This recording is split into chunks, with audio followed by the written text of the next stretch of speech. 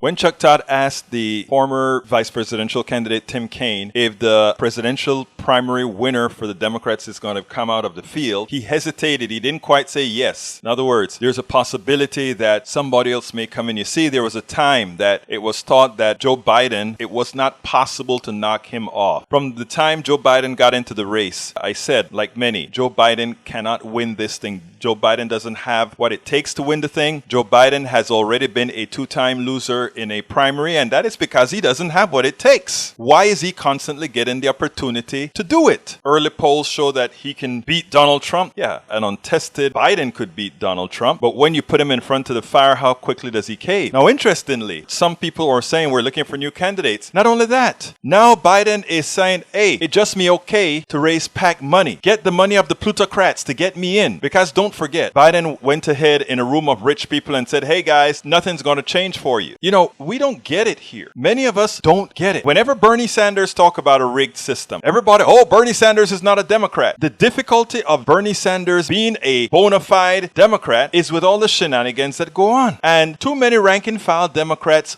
acquiesce to it or get pissed off when somebody talks about it. They don't really address the people. You know, I'm going to Washington, D.C. on Monday to talk. You know, there's going to be a group of groups, actually, from progressive groups right on to moderate groups, right on to conservative groups, all meeting together. And, you know, last year when I went to it, it was funny because I looked around the room and I asked the organizer of the event, why is it that this room doesn't look like America? And it turns out that it was mostly progressives, and these great progressives that always talk about these progressive values, when it's time to talk about really things that affect the white working class, the black working class, the working class, the real policies that supports them are not the ones that these guys in these rooms support. Medicare for all? Not quite. Childcare? Oh yeah, but not quite. In other words, we don't want to move too much to the left, as if taking care of people are to the left, right? There's a little narrative today I found on Twitter. Krystal Ball, former MSNBC host. She's now with The Hill. She has her own internet program along with the co-host, and she had something to say that really hits the nail on the head. What she says, it makes a lot of sense. Unfortunately, a lot of ranking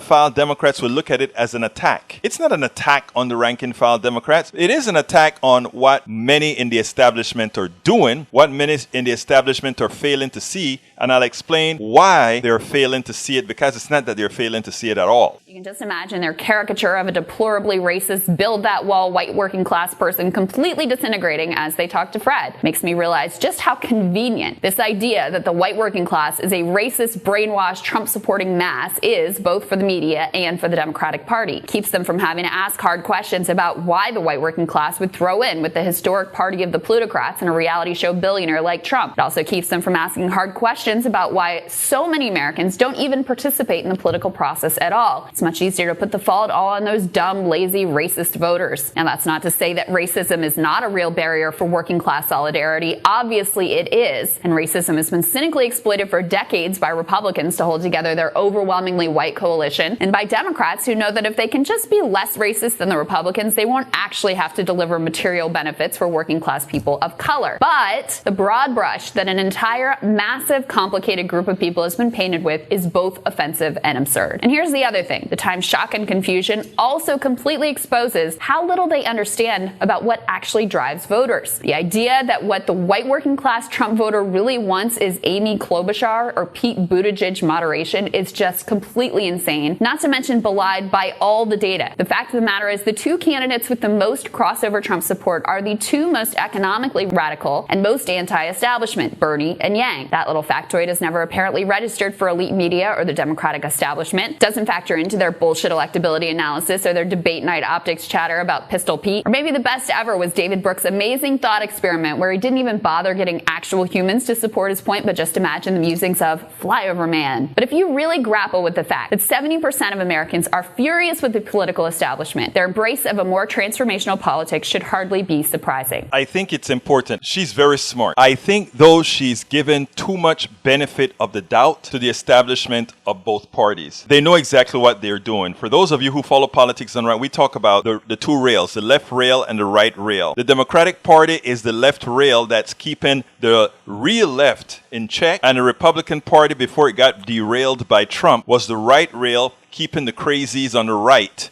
in check. That's what it's all about. But basically everything in that middle, everything between those two tracks, both sides, the Republican establishment and the Democratic establishment alike, they pretty much kind of want the same things. They use social issues and racial issues to kind of galvanize different areas, but they're looking for the same thing. And that is the reason why no matter what president since Reagan started with supply side economics, nobody has really come out and fought for the middle class. And I mean wholeheartedly fight for them. And what do I mean by fight for them? Medicare for all, you know what Biden did? Biden went to pollsters to see how can I get people, because it's getting traction. People understand now that right now our healthcare system is a ripoff. It's something that's just transferring their wealth to them. How can we make them scared of Medicare for all, even though it sounds so good? He goes to pollsters to find how best to scare people into being scared of Medicare for all. Think about that. Why is it that they do not come out straight out and support policies, student loan forgiveness? I mean, everybody knows if somehow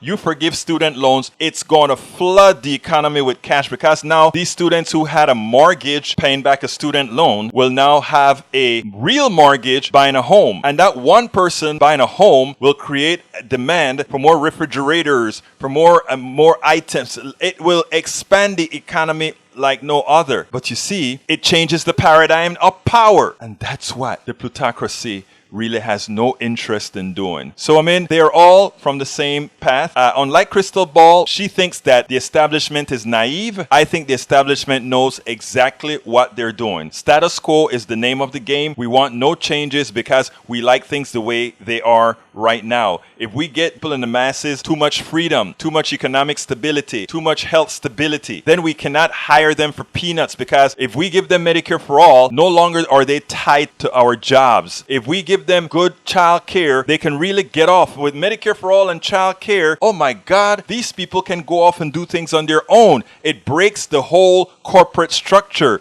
Cooperatives start to look good. A whole lot of other things start to look good, where we actually get freedom. You know that thing that they like to talk about? Oh, we want the freedom to have choice with healthcare, while the healthcare companies tell you what doctor you can see, tells you everything that you have to do, what medicine you can take. Freedom? No. Freedom comes when we, the people, take.